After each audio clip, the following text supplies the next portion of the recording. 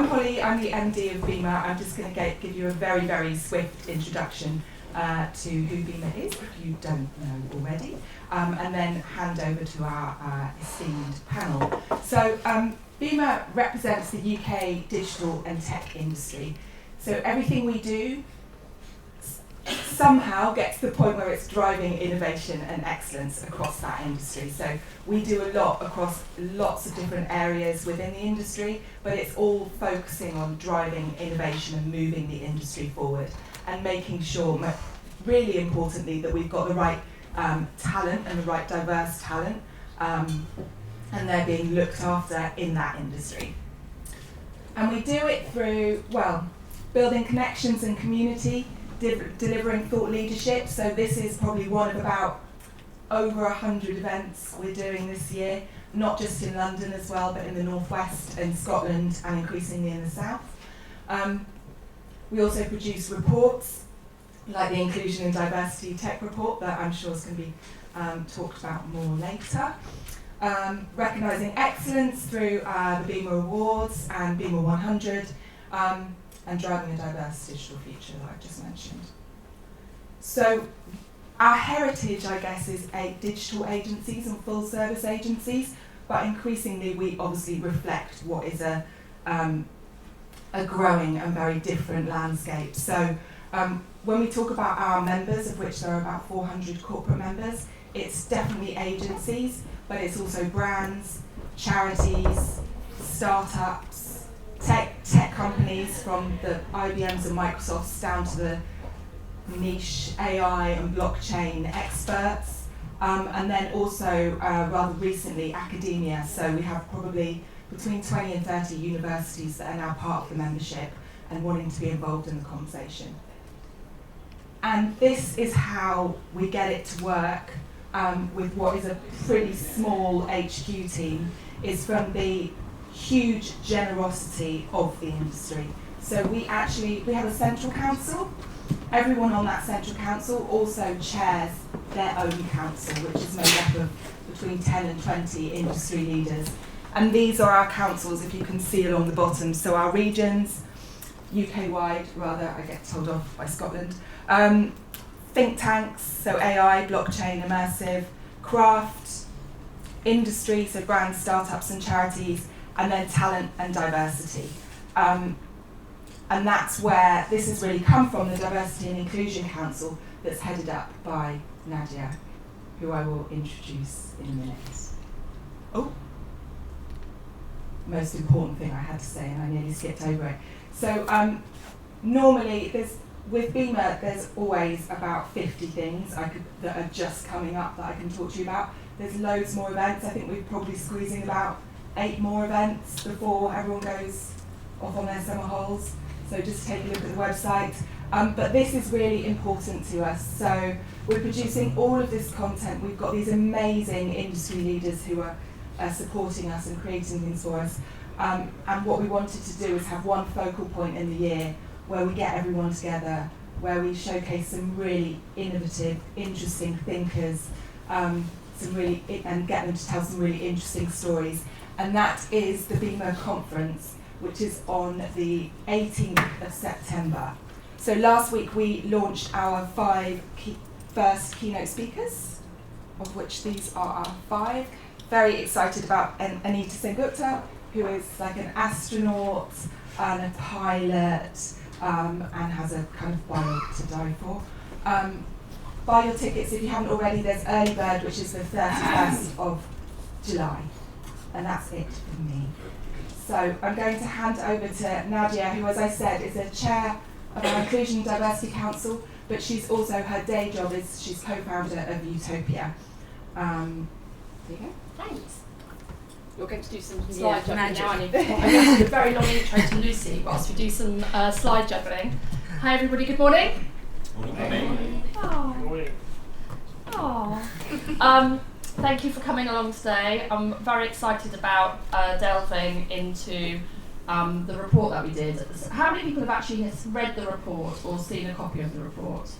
That's very good, very good students. We commissioned the report because we felt that there was very little understanding of how diverse the technology sector was.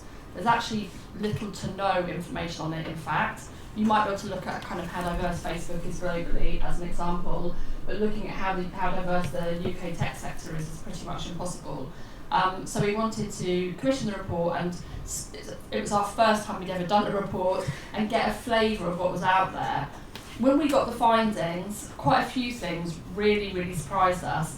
And I know the panel are going to tell me that I'm an idiot for being surprised, but anyway, they did really, really surprise us. The amount of, the number of people and the volume of people who were struggling with their mental health in the industry was deeply upsetting and very surprising. We had an event about that a month ago to understand why that might be and what can be done.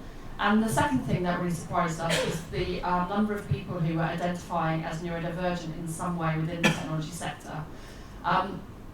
Alex, who's sitting here, did the analysis for us, and I'm really excited that he is going to tell us a little bit more about that. But before we go into kind of the findings and what the data tells us, I'm super excited to have Lucy join us to just unpack what neurodiversity is, because as she will tell you, it is a lot more convoluted and complicated than I think people originally think. I first met Lucy 2 years ago now. It was 2 years. No idea. Yeah, 2 years. First met Lucy 2 years ago when she took part in a school that I was running along with Google and Rare. I met you at Rare. Yes, yeah. Okay. Yeah, I met you in the pub at Rare. And Lucy's application to do Rare was actually one of the best I've ever read. I haven't told you that, I don't think, either. I'll talk about it afterwards. And since then, she founded something called the Future is ND. How many people have been to a Future is ND event? Can they sign up to a news? Is there a newsletter they sign up to? No, not really. I mean, go and check out the website. You go to the website, and then what I do is I put you on, the email list, which I'll give you alerts for the events, basically. So yeah, that is essentially there is a newsletter. If you're interested in ND, yes, then do sign up to Lucy's newsletter. Not really a newsletter, because it's incredible to go to her events. There are a community of like-minded people talking about incredible things in incredible ways. So if you're passionate about ND, then do sign up to it. And even if you're not passionate and you're in HR or you manage people in some ways, then do sign up as well. Really excited that Lucy could join us today. I'm not going to say anything else. I'm worried I'm going to say something that will take away what you're going to say. So can we give her a massive round of applause, Lucy Hobbs? I don't know how I'm going to do this because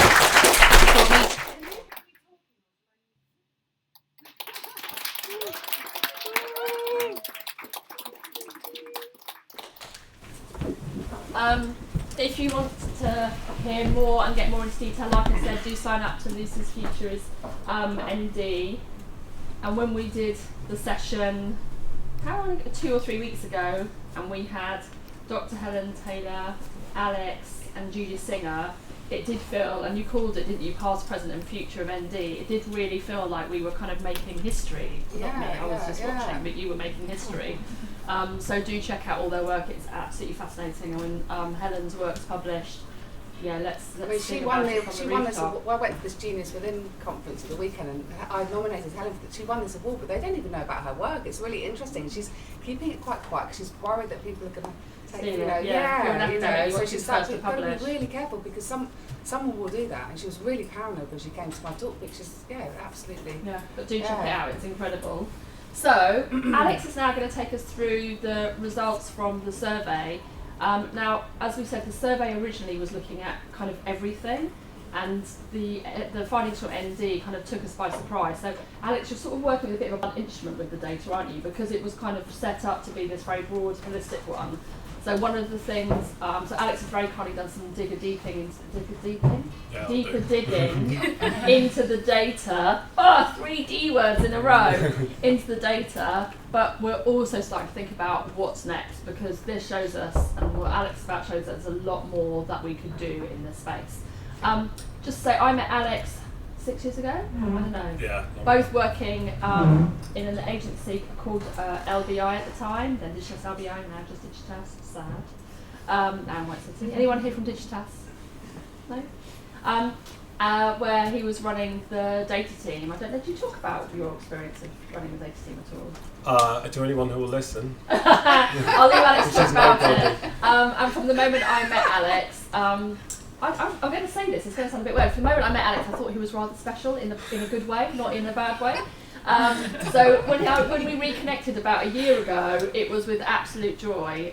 So I'm really pleased that he's now sort of supporting us in BIMA and helping us understand how to do data properly as well. Massive round of applause to Alex, please. I won't need it. I've got you need to stream it. Oh, great. I have a microphone. I need to have to talk more quietly because usually I talk really loud and for a long time. So you're all in for a treat. Right. I'm going to go through a bunch of nice graphs and charts that do a bit of a deep dive into the BIMA data. I quite like to get through to the end, and we have limited time, so if you wouldn't mind leaving the questions until the end, unless you desperately need me to clarify something, or if I'm not making any sense, which is highly likely. So I'll just delve in. Right, this is just me. I'm also an artist. So my plug for my data scientist skills is this whole deck. My plug for my artistic skills is this slide here. Right at the beginning, so you can't run off for a coffee and ignore it. Go to my website, I'm awesome. Right, here is a disclaimer, which I won't read through, but I have ADHD, so some stuff doesn't go to plan. Weird stuff comes out of my mouth, all sorts of things that happen. If I say anything offensive, I probably don't mean it. I got a quote in the BIMA report, which it sounds like everyone's read, which is quite long, so I did a little précis for you over the end. You might note this isn't me, even though it sits next to my quote.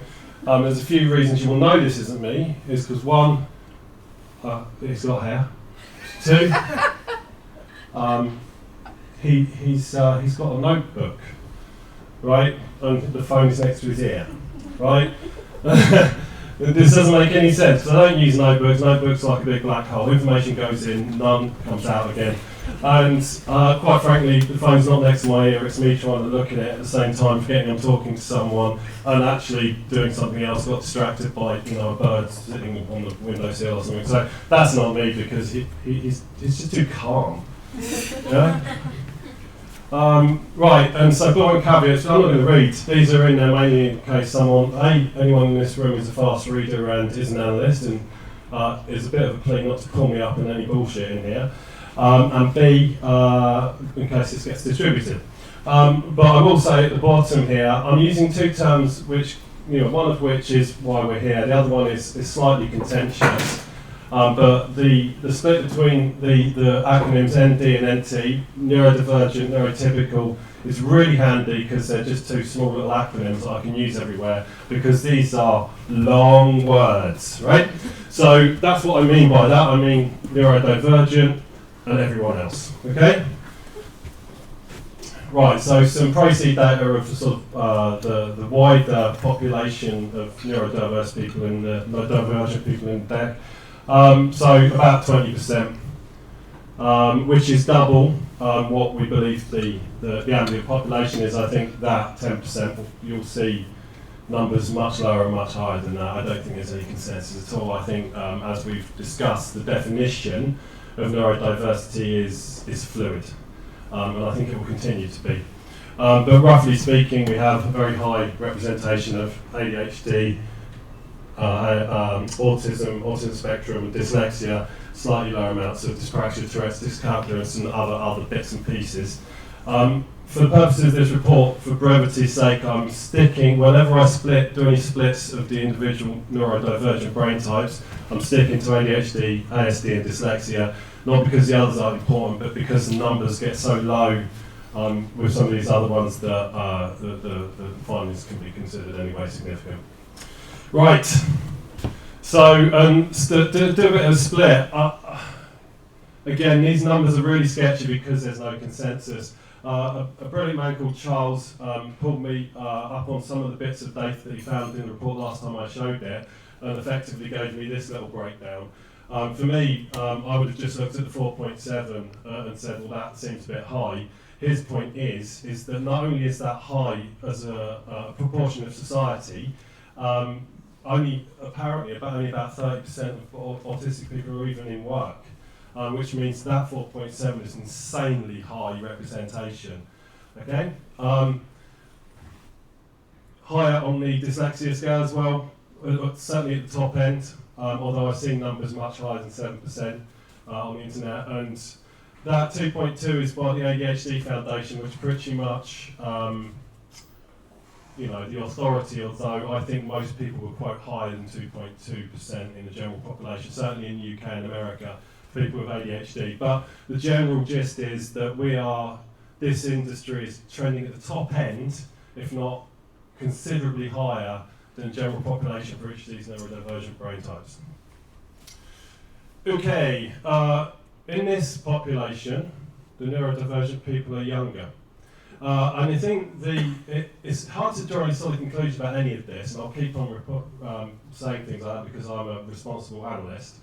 But from this population, I've heard people say that certainly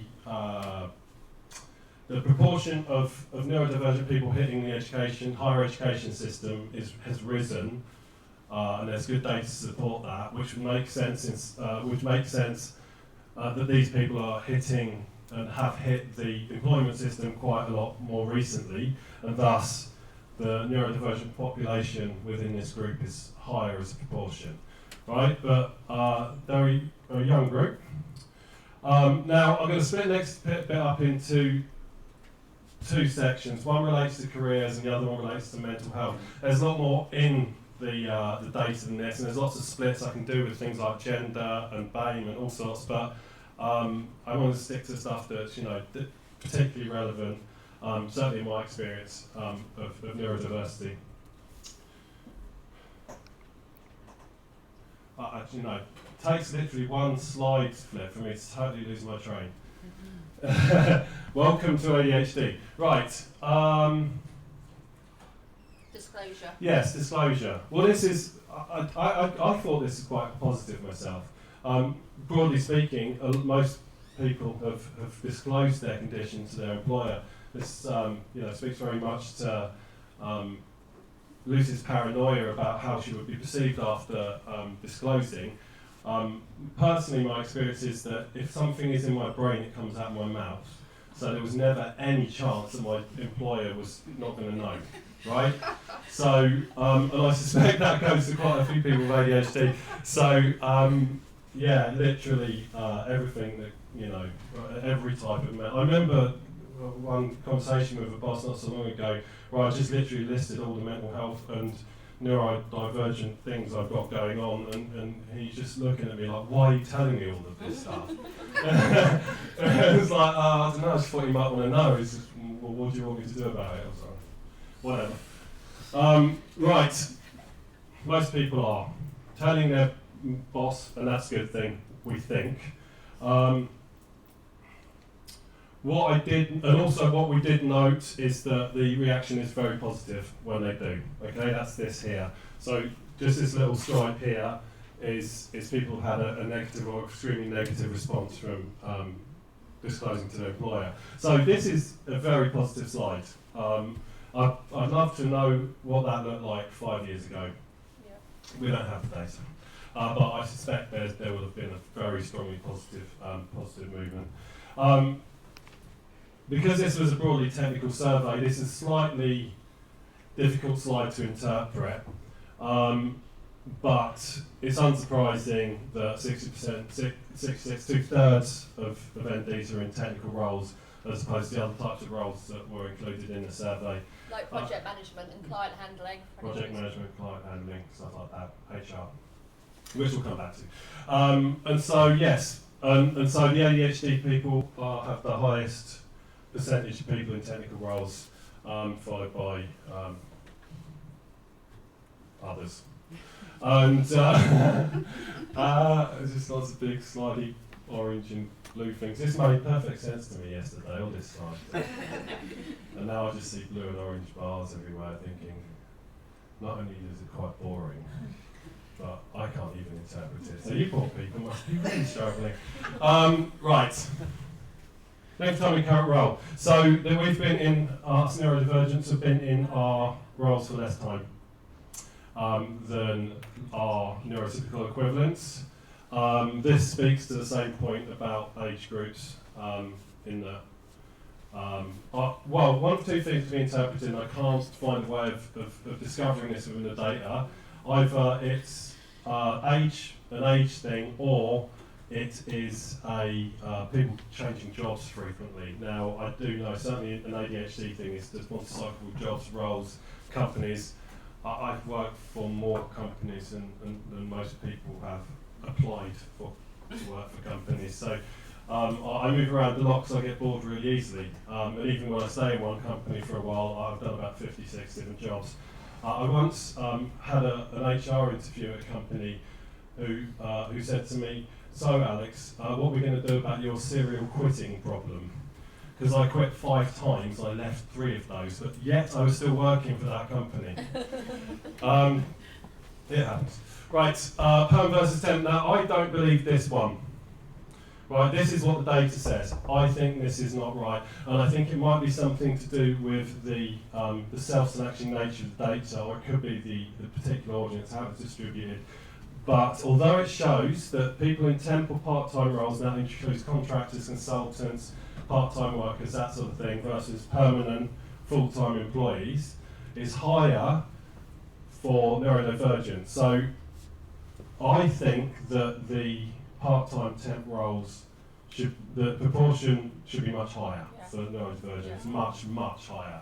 The fact that it shows is good, but this is not what other surveys show, right? So there's an interesting point to drill down on in future research as to whether to try and understand why its reporting is lower, because I suspect it's not. This one, neurodivergent. So there's a roughly similar between neurotypicals and neurodivergence across most of the roles. Double the amount of neurotypicals work in HR and neurodivergence. When I showed this at the Future is ND, a room full of neurodivergent people, they thought it was the funniest thing ever, right? Literally, it was a Twitter storm, right? I just thought it was struggle-worthy, but apparently that's a thing, right? And I think if anyone in here is in HR, anyone in here work in HR? Anyone in HR? I really excellent HR people. That's awesome. Right, people. What are we going to do about that, right? Now, I don't want to. I'm not going to get on any high horse about this. I think that speaks to it for itself. And I think that, personally, I would have thought you would need people in sort of representative HR roles, who understand as fully as possible what it's like to experience the workplace as a neurodivergent person. So, number one thing to fix. I don't want to work in HR, by the way. You're going to get job offers. Yeah, no, please don't. Right. Seniority. I think I'm making the same point again. We tend to be less senior. With people with ASD over-indexing on the junior roles. Now, this point for me was really interesting, and there's a thing with ADHD called hyperfocus. When you find something that's really interesting, you keep looking at it for fucking ever, right? So I lost my fucking weekend to these next few slides, and I don't care if you like them or can interpret them, because I should have been with my children, right? So it's some blobs on the square. That's it. Bye. Microphone drop.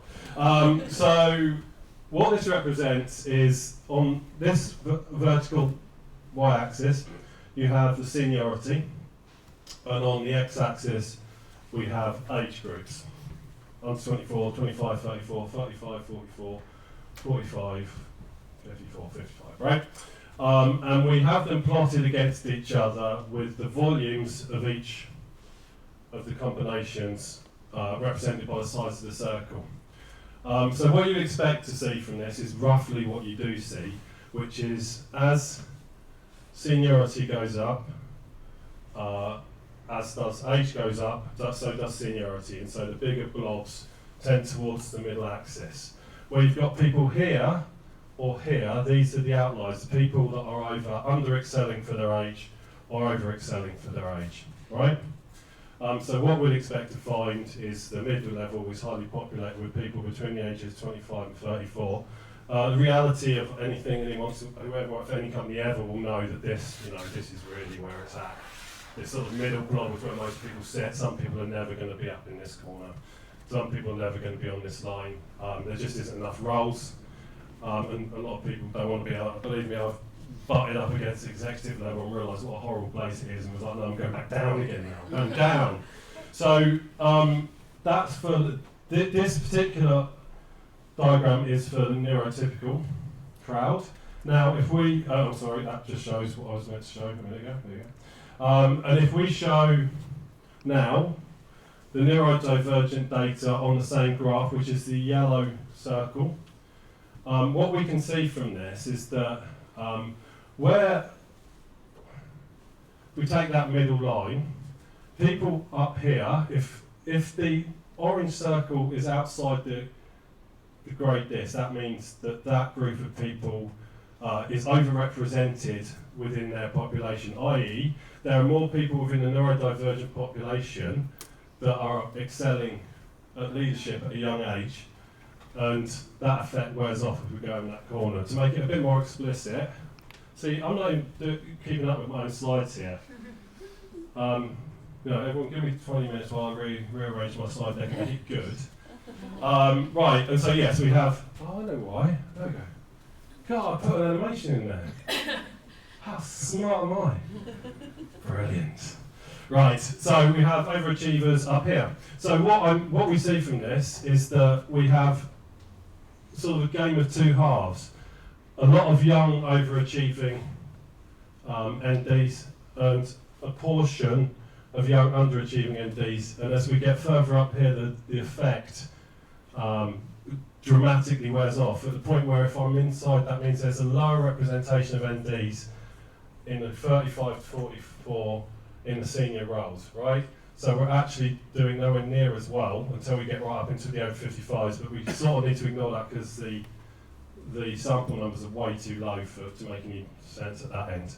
But what we, and that's really interesting to me. It says to me that neurodivergent people start out really, really well, right? When they're hitting the industry, they are outpacing their neurotypical buddies in terms of seniority. They rise very quickly. And this certainly is what happened to me. I rose quickly and then stopped. Largely because I think more and more senior people got exposed to my bullshit, right? And were like, who's this gobshite that keeps on telling me I'm doing my job wrong? And bye-bye career, right? And I think that's probably quite common with people like me. Now, we can break that down into the individual things. What this shows me is that the effect of the overachieving at a young age is mainly the dyslexics and the ADHD people, and the people who are underperforming are autistic, right? And that's pretty stark, right? That's a pretty strong effect, even at these data levels, right? And that says to me there's a problem, right? And I don't really believe that this is down to people skills, because there's plenty of ASD people in senior roles doing incredibly well. So why is this happening? That's problem number 2. HR people. I see you. I know you're there. So that's my weekend. That's my weekend to that. I hope you appreciate it. I appreciate it, Alex. Nadya appreciate it. My day's complete. Right, let's go. Right, now I want to talk about mental health. How am I doing for time? Anyone? About 4 minutes. Okay. I'll cover all of mental health in 4 minutes. I can do that. I'll talk really fast. Right, here's where things get bleak. Right, so, with regards to questions about stress, how have you experienced stress in the workplace? And I've split this up into, here we have yes, constantly, sometimes, yes, rarely, no, never, right? You can already see on this side that the NDs are over-indexing on stress, and if we break that down into the red, i.e. a lot of stress, and the greens, less or never, NDs are dramatically over-indexing on the stress scale, right? Now, with this and the other slides I'm going to show regards to mental health, it should be noted that any neurodivergent brain type tends to become associated with what they call, bedfellows or friends, such as depression, anxiety, stress, proneness to stress, so on. It's very, very common for anyone with ADHD, ASD, dyslexia to suffer from stress, both as a result of their condition, but also as a result of propensities within their condition for those particular traits. So some of this is going to just be because they're ND. But I think that anyone looking at this diagram anyway should look at the NT column and feel a bit distressed, and then look at the ND column and then do something about it, right? But kind of gets worse. So if we look at the NTs on this side, we can see that the stress levels between nervous, rarely, sometimes constantly are pretty static across the levels of seniority. We look on this side, the NDs, young NDs are stressed out, right? And to a slightly lesser extent the seniors. Now, how that maps onto the previous points about young NDs and seniority, I don't know, but that looks to me like something that needs looking into. Are these people hitting the workplace, attaining seniority, and then freaking out, right? Are they prepared for it? Next, to cheer you up even more, if you're on a business and you're looking at this, you should be really worried. And then we talk about the NDs at the bottom here. Now this really, I've suffered from depression and anxiety for my whole life. The reason I got diagnosed with ADHD is because I hit the NHS diagnostic system because of depression and anxiety that was happening. I would say I was losing 6 to every 18 months to severe depression. And it was like cyclical and constant. So me and my wife used to joke, she has a time of the month, I have a time of the year. Right? And so when I see stuff like this, it really affects me, right? Because I know what it feels like, and I'm sure plenty of other people in this room do. And so I think as a slide, that's quite stark.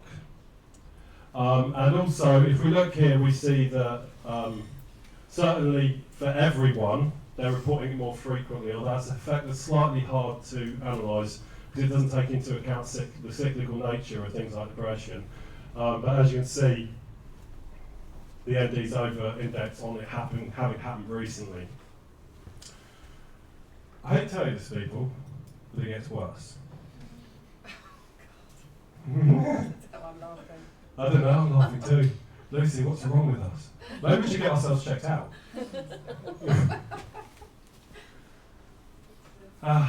This is horrible. So not only, I mean, this is a bit of a catch-all, I guess, but 78% of NDs have been diagnosed with another mental health condition. Again, stark, right? Are these people in your workplace? And they're not very happy. And that's something I think we need to tackle. And when I look at all these slides, I see a lot of positivity in the careers. I see a lot of hope. And then I see this stuff, and I'm thinking, what are we doing? Right? Something's not right here. This doesn't all add up, right? So there is some serious problems to solve here, and very quickly, because we all know where this leads, right? And so I come to my conclusions, and I guess this came out last night as a bit of a flippant thing. But when I sort of thought about it, I was like, that's not flippant at all, that's miserable. That's really quite stark, because this is the cliche, and let's be clear about this. The data backs this up, right? This has been the interpretation of neurodivergent people in the world at large for decades, if not centuries, that we're just weirdos, right? who spend the most time being grumpy and hiding from people, right? But when you see the data and you understand all the mental health problems that are occurring, you start to realise why we're so bloody grumpy, right? So, and this is what I've had to live my whole life with, right? You know, that guy, you know, the grumpy data bloke, right? I started to use it as part of my personality. That's who I am. I'm the good grumpy data guy, right? But I was suffering, right? And I meet people all the time who are suffering because of the way that their brain is organised. And it's because they're not getting support. These are bright, vibrant people with so much to bring, different ways of thinking, and they are suffering, and that's a travesty, right? This is how we need to recast it. I can imagine there's a room for the people who can cast it better than I can here, but the point being is that I am not that, right? We are a group of people who will bring wonder to your workplace, and we don't all be grumpy. We don't have to all be grumpy if you let us do things in the way that we want to do them, right? And when we do things the way we want to do them, we do them awesome, right? That's us. That's my conclusion. We need to fix this, right? Good. Lecture over. One last slide. This is the second piece of self-promotion. So this is a group of kids from a school. My wife actually works there, called the Green Room in Windsor, where I live. There's another one in Kingsley. They heavily over-indexed on neurodivergent kids who have been ejected from the secondary school system because they couldn't get on with it. And these kids turn up at that school, some of them I've heard being described as feral, and leave there, you know, people who understand how to deal with the world, and that school's job is to get them through the GCSEs and get them glide pathed into the employment system so that they can function in a world that isn't built for them, right? So I'm running 50k in September. I can't think ahead. Every time I do, I want to cry. But if you want to sponsor me, there's a link at the bottom there. I'm done. Yay!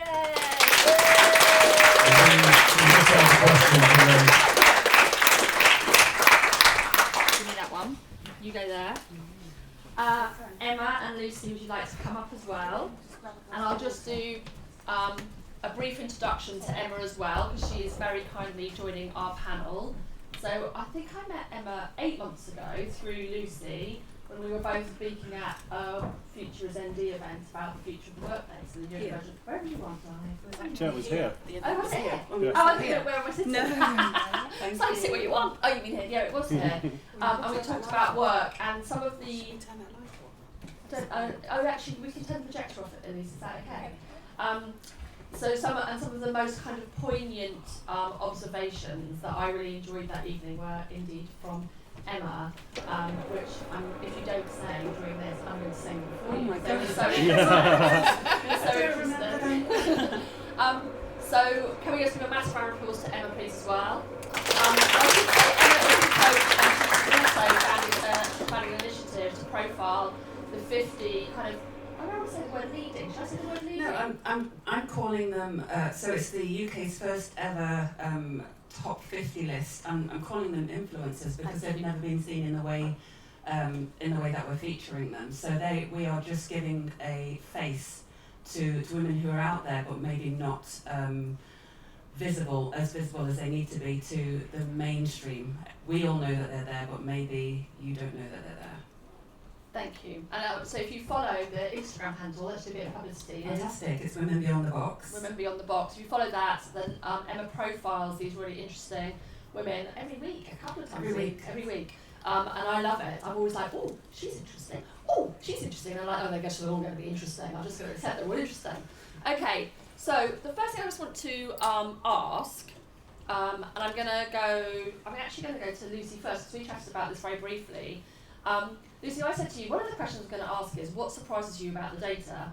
And your immediate reaction, and I should say at this point, I'm neurotypical, so I'm like, oh my God, this is so shocking and so upsetting, and what are we doing wrong in the workplace? And Lucy's immediate reaction was, I'm not surprised at all. Would you like to just talk about that a little bit more? When I first saw the, I was just like, I thought I should be surprised, and I was like, no, I'm not really surprised. When I think about it, I was not surprised because I know how I'm a freelancer, so there's no support for me. You know, you go into an agency, you have to hit the ground running. They don't care if you can't remember. They don't care if you can't do verbal briefs. They don't care if you can't remember, you know, so they, creative directors just like throw it all at you and you just got to get on with it. And I just try and record it on my phone or whatever. But so it's even worse for freelancers. So I see it as an even worse thing. And there's one thing actually about that report that I'd love to look at maybe next time is the freelance population, because I think that the industry, there's a lot of freelancers in the industry, and I think a large percentage of the work is done by freelancers, but freelancers are treated really badly. And if you're a neurodivergent freelancer, it's really bad. And also a lot of neurodivergent people do freelance because they can't stay in the workplace, so they do tend to gravitate towards that kind of work, and so it's even worse again. So sorry, can I just run that? Yeah. So when you saw those figures, you were just like, well, that's reflective of your experience or the experiences you'd heard of other people? Yeah, my experience and other people's experiences, definitely, yeah.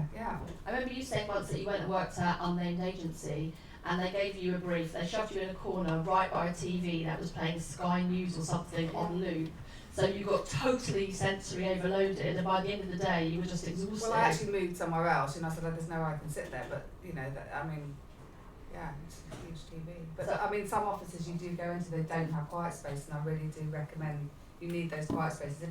For me, I have sensory issues, so noise is a real issue for me. Even people moving, I just get so distracted, and it's exhausting to be in that kind of environment. I really need to go. Sometimes I like it because I want to kind of get a bit of a buzz from people and chat and stuff, but sometimes I just need that quiet space to be able to focus, and that's really disabling, I think, for a lot of people, even if they're not neurodivergent. I think a lot of people can get affected by that. Mm.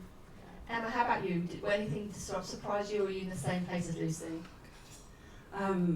It's really difficult because when I look at something like that, I can't be surprised because I've lived it. And I will point out that I had a diagnosis just around 3 years ago. So I left an industry, which was the fashion industry, which is an incredibly tough industry.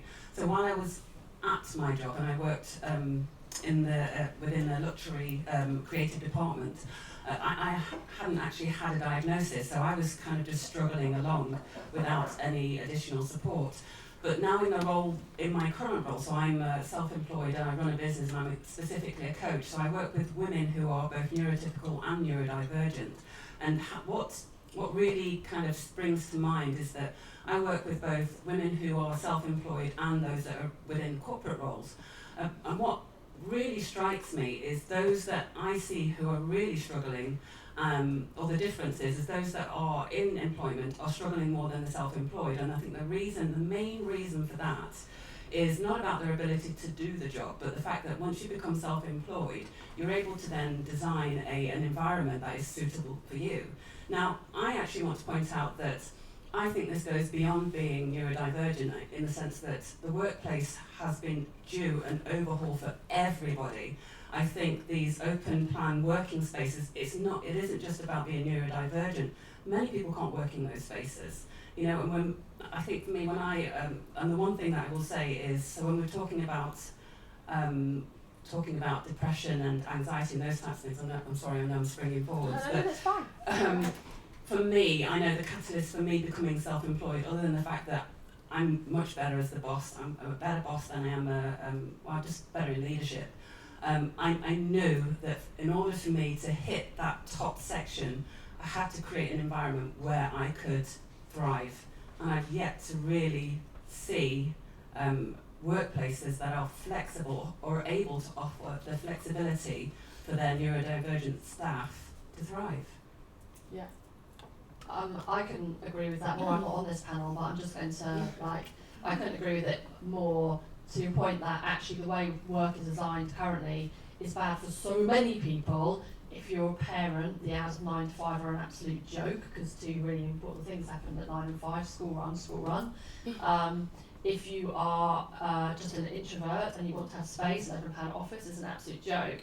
I thought the reality is it really affects the neurodivergent, and that's what you saw, Alex, isn't it, around, and your experience of it is that because workplaces are so inflexible, and so kind of designed for the majority. But who is this majority? Because they're not in this room, I don't think. It's a majority that were around 50 years ago of men who had wives and therefore could work these crazy hours because someone else was doing childcare, and the world is a totally different world now.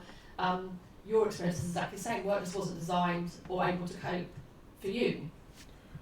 I don't think my workplaces were able to cope with me because I don't do things the way that other people think they should be done. It's not to say that I don't do the things that need to be done. I just do them in the way that I do them and how I'm effective. And I get very grumpy when people tell me I can't be effective. I'm employed to be effective, right? And so, yeah, I mean, I think that the result of that is one of two things happens. Either I'm a monstrous pain in the arse, or I get depressed. And I like being a pain in the arse, but I don't like being depressed. So I tend to, and it's funny, we've got 3 consultants effectively on this panel. I'm independent, I'm consultant because I don't work well trapped in the corporate environment, the bureaucracies. My last sort of manager as a consultant, there was still a certain amount of corporate bureaucracy I had to go through, and he just did it for me. This guy is now one of the global heads of IT in a very big pharmaceutical, recognised that he just didn't want to give me any bureaucracy to do because it was just less painful to do it himself. So he would actually do stuff, and plenty of brilliant managers had over time just called off HR, so just leave this guy alone. He's doing good work. Stop trying to make him do bloody spreadsheets and stupid online forms that take hours, because I can't cope with it. I have meltdowns, and I used to think that was because I was weak or stupid or whatever, but now I realise it's part of a neurological brain type. And screw you and your bureaucracy, right? I don't have to do this. Make it go away, or give me someone to help to do it. And I think that should be the case for anyone with a brain like me. I love that manager, because what he did was he just adapted the workplace to your needs so that you could be, like you said, what you want to be, which is effective. And I think that is where it gets really interesting, is that I think historically work is tailored to be, you just create a set of processes which work for everybody, but actually what work needs to start doing is to create individual processes that work for the individual. I just want to ask, you go ahead. Sorry, I just have a question. So just thinking about what you were saying about the workplace and offices and that kind of thing, how do you sort of cope with all of the incoming social media, the email inbox, the link, all of that, because that's hard enough for kind of neurotypical people to deal with actually in the workplace. Sorry, are you asking anyone in particular? Anybody. Okay, so there are a few things, and first and foremost, so it isn't about this distractibility. It's very different in everybody. So I know the types of things, so I can pull down a rabbit hole very quickly. So I have to know what my rabbit hole is. And so Alex spoke about hyperfocus, but one thing that most people don't realise about hyperfocus is that we don't get to choose what we hyperfocus on. So one day it could be something amazing that is great for our employer, and other times it can be something that has just deeply disturbed us and it can rob us of a whole day. So going back to what you were saying about how do we navigate that, so I've got to the stage where I'm quite fortunate that I have an assistant, so I'm able to, I don't do admin because it kills me, it melts my brain. But I also know if I'm doing something that requires concentration, I just can't have notifications on. They've got to be switched off. Sometimes I've even been known to kind of delete apps from my phone so I can't use them. And it's about just you being me, or the individual being really honest about themselves. What is your nemesis? And then you've got to get rid of it. Can I just add to that quickly? Because I think it's a really good point about shutting things off, but there's a flip side to that as well, which is people expecting you to respond. Yeah. Right? Certainly in the email culture or the messenger culture where, well, can you just, and I think anyone who's ever been a developer will know this, is that, that one can you just message that you have to respond to, what takes 2 to 3 minutes to respond to and takes an hour out of your productive time while you get yourself ramped up, and that's for a person with a normal brain. And so I think it's not just screening yourself, it's having people understanding that at any given point in time you control when you're going to respond to them, and that's both across sort of things like social media, email, messenger, but also in the real world. If I'm shut off, if I've got my headphones on, leave me alone, right? It's that simple. right? If I have got my headphones off, I'm open, I'm receptive.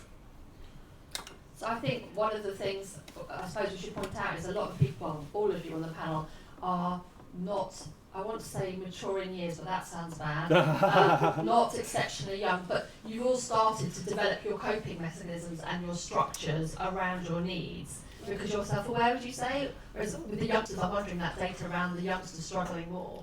Well, okay, so just for a bit of clarity, I'm 37, so it's not there and it isn't there. Yeah, so, but this is the thing, it's also just about me making the decision. And I don't know if that's because I have the privilege of being self-employed, so I can govern myself. But it's about me really knowing if I want to deliver something, and I'm always collaborating with people. So if I know what the end goal is, I have to know the steps that are required to get there. So even if people, so that might be that I say, so I do things like, don't leave it with me for 24 hours. If you haven't heard from me, come back to me. Follow up for me. Somebody's got to catch me. Someone has to. Otherwise, if you're not in front of me, if you're not in front of me, unfortunately, you're not important. I've forgotten about you already. But yeah, I do think it is that self-awareness bit. Yeah, which comes with absolutely. Lucy, would you say the same thing? So the question, let me just do, the question is, I think all the people on this panel have the privilege of awareness of their conditions and have some experience in learning how to manage their conditions it's as really well. difficult for me because from day to day I don't know what I'm like. I actually don't know every day. I kind of feel like I'm a different person almost. I don't remember what I was last week. And I might have had a productive, I don't know how I get on, but I somehow do. I probably need to write a diary and be a bit more, but somehow I manage. I don't really know. I've lost the weekend to Twitter before arguing with Peter Hitchens about that was so bad. But actually that was quite fun. I enjoyed it, and it was like. And he's a total And it was arsehole. really stupid though. Actually, he is an idiot, isn't he? But yeah, and then some days I will do a lot of really productive stuff and get stuff done, So and I waste a lot of time as well. So I don't know really. I probably need to sort of I don't have a coach. I know Emma has a coach, and I think that's something I probably need to do. There's probably other things that I need to do to help myself a bit more, basically. Yeah. And then just one final thing. So, and this is what I've really come to understand with working and coaching women. Is it's one thing to know what you need, but it's another thing to have the confidence to reinforce and articulate what it is you need. Most of us know what we want, but we've kind of been told that there is only one way, and when you realise that your way is very different to that one way, it can become very difficult to insist upon having what it is you need to get that end goal. So it isn't just enough for you to know, you still then got to have the courage and conviction to then go ahead and say, do you know something, I need this, and that isn't easy. That is perfect. Just quickly, what surprised people in the audience? Did anything particular surprise you? I had a question. Stop, she's not answering my question. I'm not offended. You knew right. I was just wondering, so in your presentation, Alex, then it spoke about 40% of people who were neurodivergent hadn't spoken to their employer about it, but then people that did had reported positive responses.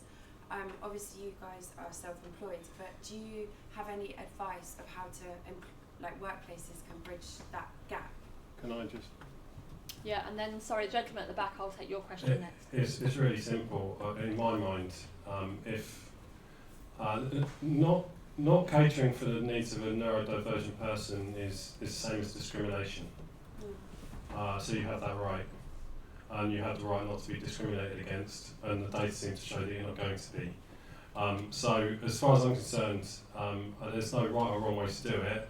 Go and get the thing that is your right to have, which is more support. And if you don't get that support, then seek out getting that support. Does that answer your question? Also, just to mention access to work. I mean, I've been doing this now, and I need to probably do a bit more of that. But there's access to work, which is it's government funded, and whether you're self-employed or you're in a job, you apply for it. Someone comes and assesses you. You get all sorts of things like I've got a dictaphone. You can get mind mapping software. You can get coaching, you can get a personal assistant, you can get all sorts of things from that, and it's government funded. I think it's the government's best kept secret, but it's good to be aware of that because there are things that can support you, and also you can get advice as well through Yeah. that. And I do think we've seen that across another data set, that when people do disclose, they do generally get a positive response. Again, I think Alex's point, that might have been different 5 years ago, 10 years ago. Yeah. But it's the fear. So some people obviously don't know that they are neurodivergent, but there is a huge fear, and Lucy mentioned it as well, that if you do disclose, you will get be prejudiced against, and it will be a negative experience. So I think it's on us to create the culture and the atmosphere where people feel they can declare.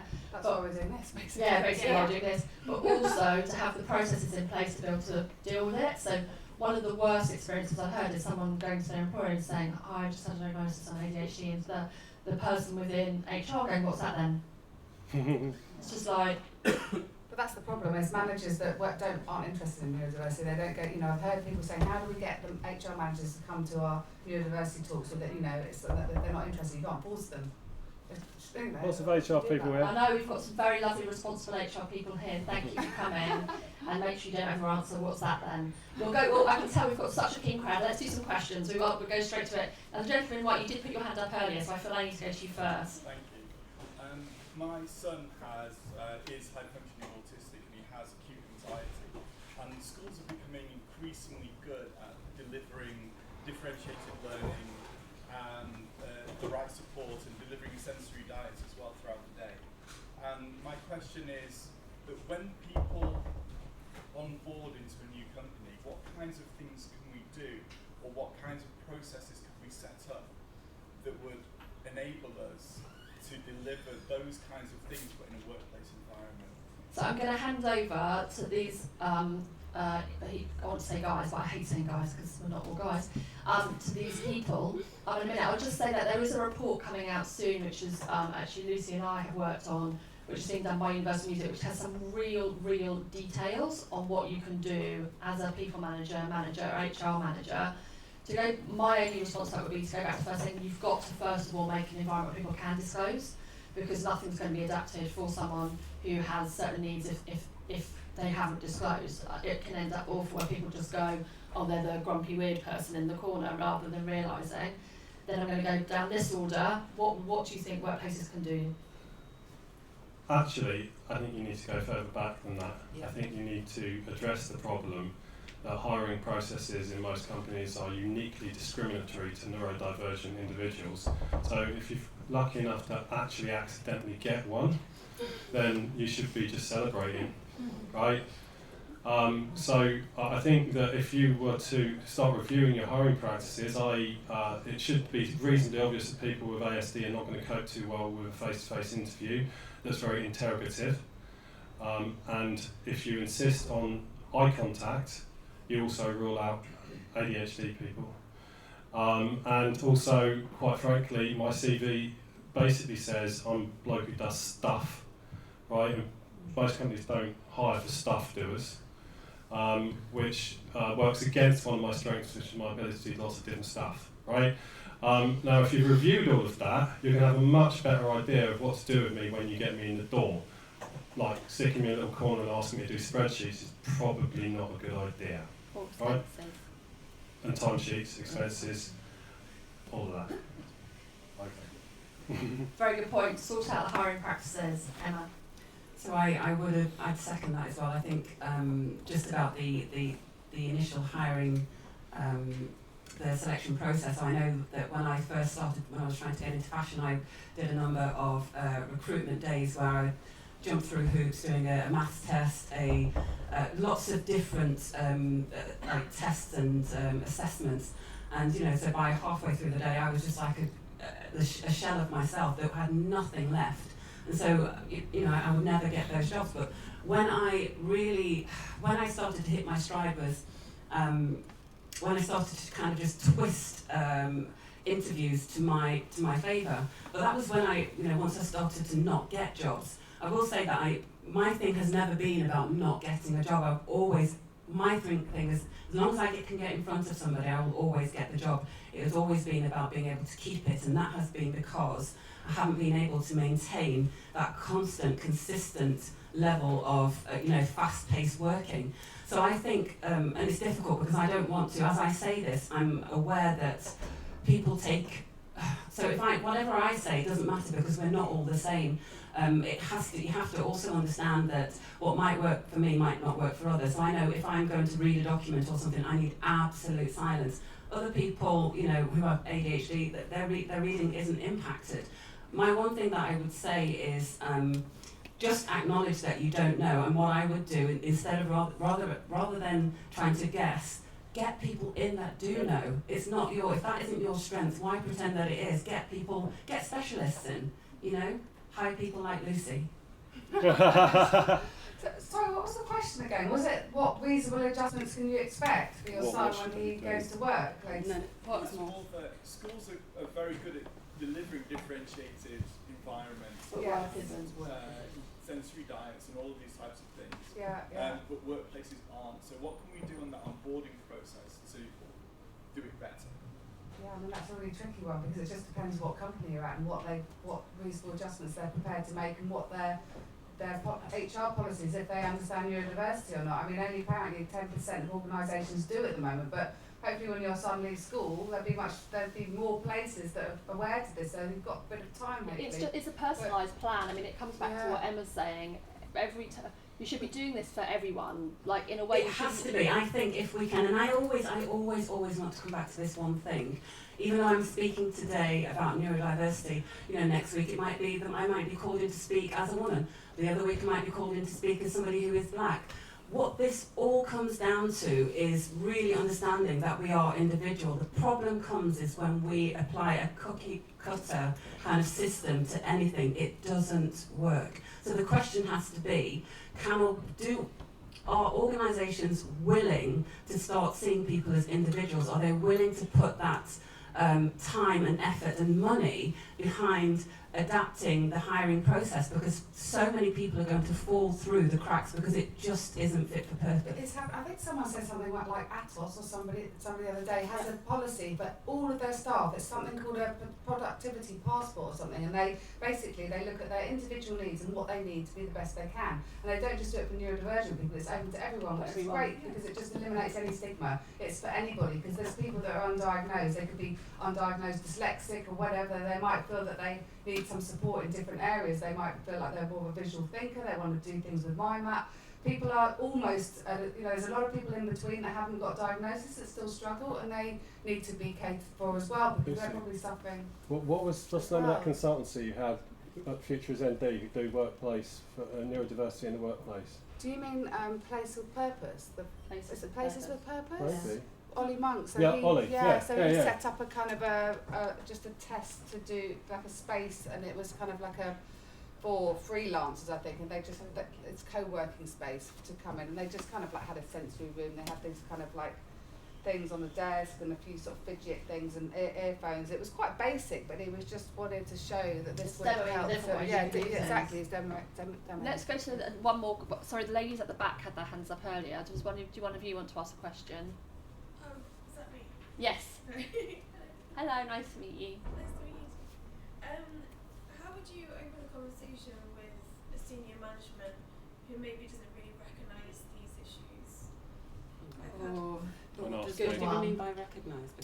Well, I think what you're saying is, how would you maybe say, I have a diagnosis or my needs are X, or I would like things to be different, to someone senior who's just like, whatever. You can ask for reasonable adjustments. It's actually the law, there's the Equality Act, so you can actually say, I want these reasonable adjustments, this is my diagnosis, if whether they know or not, and they have to make those reasonable adjustments. You might get access to work to come in and assess you or something like that, or you can even choose to get a coach, or you could even choose to get like somebody else that access to work and they can pay for it. I think you've got those you need to sort of have that conversation, but that's your right. Yeah, and I think unfortunately at this stage, and there are organisations that are a little bit more progressive, but unfortunately the responsibility falls to the feet of the neurodivergent person to first of all have the required or necessary information available to be able to navigate that kind of conversation. And again, it's going to come down to, are you brave enough? This is the same with schools. People get their children would send the articulate ones and the people that know what they're doing to really fight to get their children help. It's the ones that can't do that don't, which is really sad. It's the same in the workplace. It's largely about, can you advocate for yourself?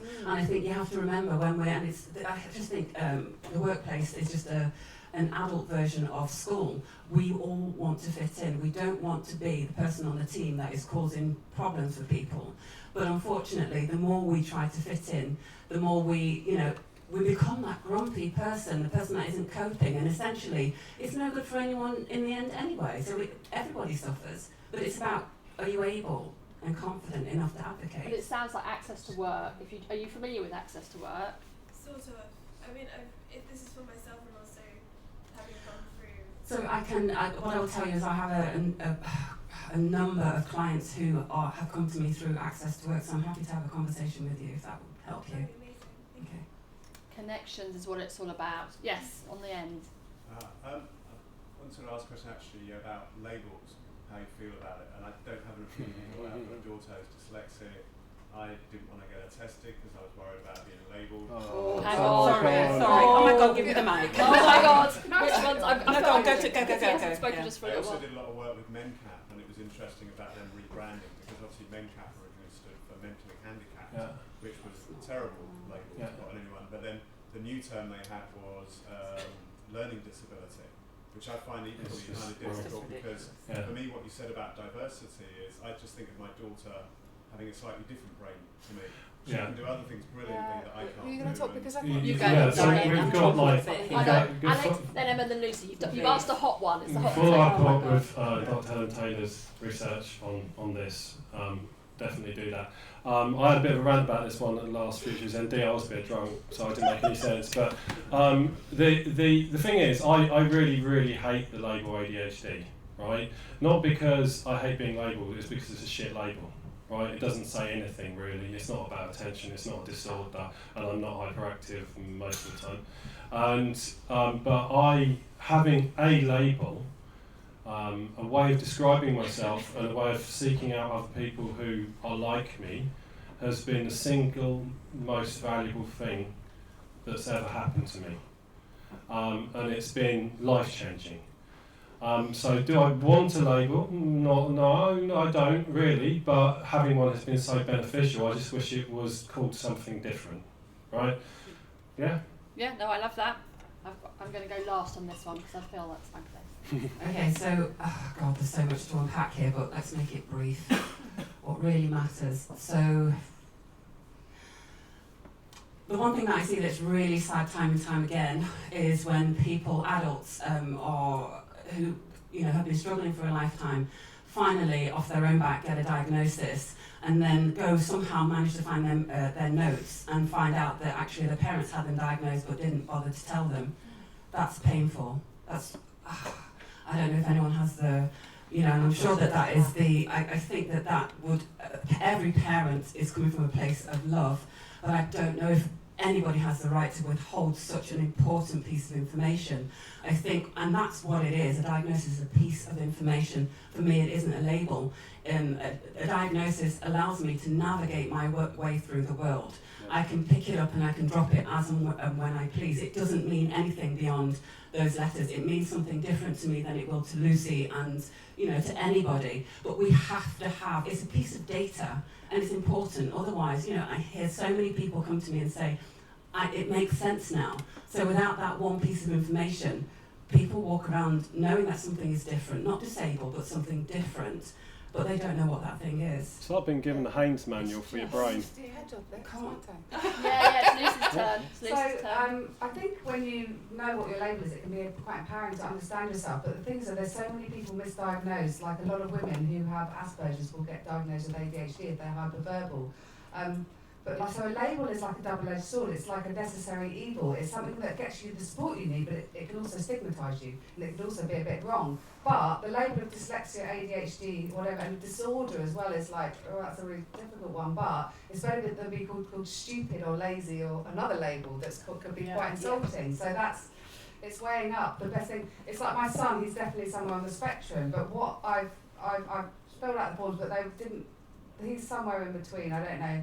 But the questions are all wrong. They're really old-fashioned questions on this forms that I've had to fill out. And they said, what do you want for your son? And I said, I want him to do the Wechsler test. I want to know what his strengths and weaknesses are. And then we can find out how to work with him. And I think that's what people need, is they need to know what their strengths and weaknesses. They need to do a cognitive test. Maybe one day we'll have a code or something, hey? If the whole world did that test, It'd be interesting to see who would be neurotypical and who would be neurodiverse. Well, just there's just Surely people. all neurodiverse. Everyone has. Some people just- disagree with the neurotypical and neurodiverse. It's just because there's lots of people in between. They didn't have that one little ball to get their diagnosis. Or There's just something lots of slightly different out. brain types, and within what you would want to call neurotypical, there's someone get quite annoyed at me when I called them neurotypical, which is why I use the word quite sparingly if I can, because he was like, well, you can't just call the rest of us neurotypical, to which my response was, look, I'm only in the ND box because you put me there, right? You know what I mean? You're the one who's been calling me the bloody weirdo because I don't sit in the middle of the bell curve, but I acknowledge the fact that everyone is different and that you can make a big matrix of brain types, and broadly speaking everyone would fit into one of them. And the thing about being neurodiverse is we are lucky enough to have a label that comes with a lot of research that gives you what effectively is the Haynes manual for your brain that tells you how to operate your life, right? And I can't find me a person that wouldn't want that. So in my case I feel really positive about that. I feel sad that other people don't have that. Yeah, I would just to add to that, if you felt that you're different all your life and you don't know why, you turn it in on yourself. Yeah. And I've seen that time and time again, and I did an event recently with a young man whose son had just been diagnosed with autism, and he said, my son's just been diagnosed with autism, I don't know whether to tell him or not because I don't want him to be stigmatised. An older gentleman then said, I thought that, my son is 18, he was diagnosed with autism when he was 12 and I didn't tell him, and I found his suicide note a month ago saying, I'm different, I don't fit in this world. Luckily, the suicide was averted and he's around, but because no one had ever told him that he was autistic, he spent his whole life thinking he was a freak and a weirdo, and after that his dad said, this is the truth, you're autistic, and his son said, now I understand, why didn't you tell me before? It's, I think to Emma's point, it is a fact. How we share that fact is a parental choice. But yeah, I think but it's also society's at fault here because of the stigma. You know, we need to. The stigma isn't that you're dyslexic. But the reason but the parents don't want to say he's autistic because of the stigma in society. So if that can sort of like people can. We're going to do one last question just because we're so over time. But I just saw someone put their hand up over there. Yes. Mine wasn't really a question. You just said it gives us a Haynes manual to understand ourselves. Yeah. But I think it's even better than that. It gives the world a Haynes manual to understand everybody. Yeah. Agree. It's also the problem of stereotyping as well, though, because people don't fit into those boxes at all. So it can be problematic as well. I mean, nothing's perfect. Nothing's perfect. My daughter's, she's autistic. My son's got Tourette's and another couple of nice little labels. And this means that we can talk to them and other people can certainly nowadays understand them better because there's a lot more about it. And I think companies like this one that embrace it rather than your big corporates that maybe hide it is so much better for everybody. Yeah, and I think Lucy raised a very important point. The stigma is not the condition or the diagnosis, whatever you've got. The stigma is how people respond to that condition and diagnosis. And like you say, obviously, because Wayne, who is, I think Wayne's part of Huge, Wayne's very knowledgeable about all this kind of thing. So organisations like Huge, I'm sure, are doing a lot of work to make sure that there is no stigma, just as there shouldn't be a stigma about suffering from depression, or having depression, I don't want to use the word suffering, having depression, or there should be a stigma about being a woman in business or being a black woman in business. It's about everyone in this room understanding so that we can remove the stigma, so that questions like, should I tell a child is X, Y, or Z, don't even need to be asked because it won't affect them.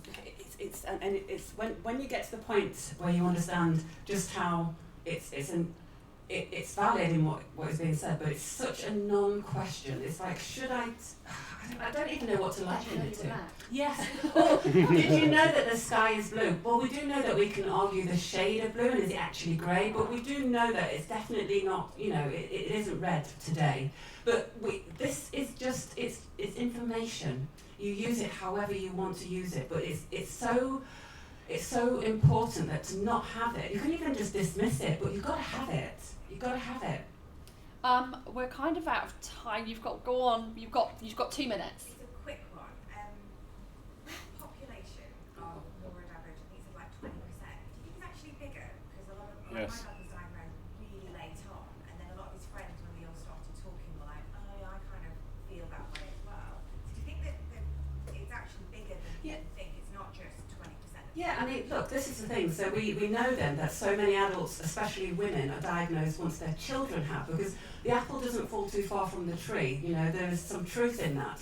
So women, you know, and I am saying women because I belong to a lot of groups of women. So women have historically been diagnosed with mood disorders and not being taken seriously. So we know there's a huge, and I hate to say it, there's a feminist issue around women not being diagnosed because a hell of a lot of the, you know, the information and data has been set on little boys.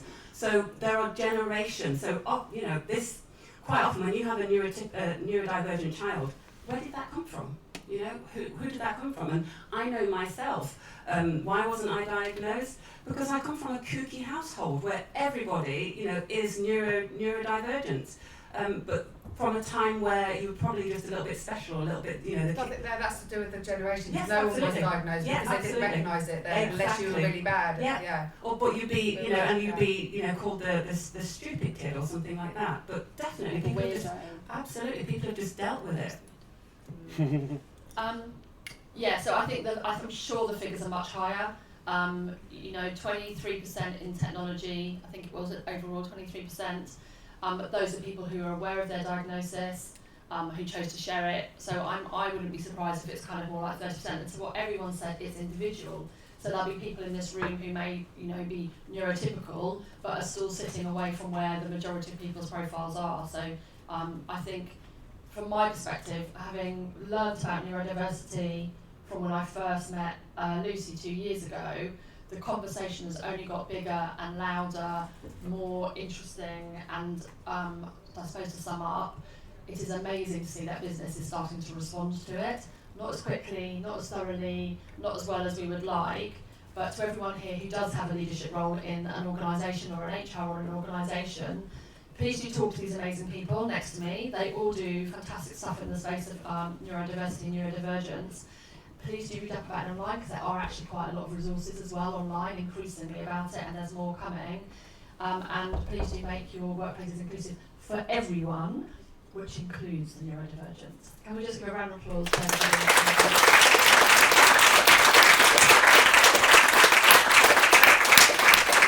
Now, obviously, running a panel with 3 people with ADHD diagnosis means we didn't follow the questions I had planned or anything, but I think it was a brilliant conversation. We just make it more interesting. Yeah, you made it more interesting. You took me to new places, so I'm very, very happy. Have a brilliant day, everybody, and are you able to just hang back for 5 minutes? The team here will hang back for 5 minutes if you've got any extra questions. Thanks very